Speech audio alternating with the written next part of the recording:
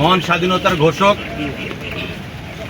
জাতীয়বাদী দলের স্থপতি, স্বনির্ভর বাংলাদেশের উপকার, শহীদ রাষ্ট্রপতি জিয়াউর রহমানের 40তম শাহাদত বার্ষিকী উপলক্ষে শহীদ রাষ্ট্রপতি জিয়াউর রহমানের প্রতি সশস্ত্র শ্রদ্ধা এবং তার রুহের মাগফিরাত কামনা করছি। মহান রাব্বুল আলামিন যেন তাকে বেহেশত নসিব করে।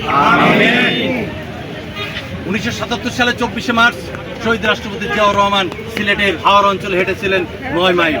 তিনি সাধারণ মানুষের সাথে মত বিনিময় করেছিলেন এবং তাদের সকল কিছু তিনি শুনেছিলেন।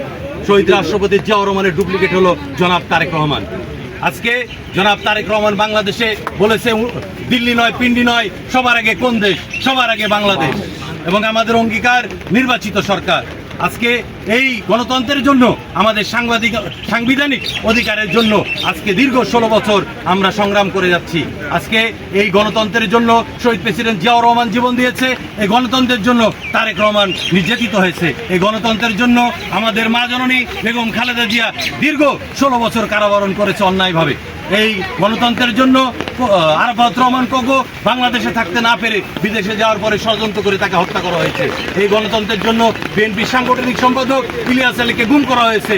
এই গণতন্ত্রের জন্য চৌধুরী আলমকে গুম করা হয়েছে। এই গণতন্ত্রের জন্য নাসিরউদ্দিন পিন্টুকে হত্যা করা হয়েছে। আমরা এই গণতন্ত্রের অধিকার ফিরিয়ে পেতে চাই। আজকে আমাদের সবার দাবি দ্রুত সময়ের মধ্যে বাংলাদেশের মানুষের, বাংলাদেশের জনগণের গণতান্ত্রিক অধিকার ফিরিয়ে দিতে হবে। সেই লক্ষ্যে সবাই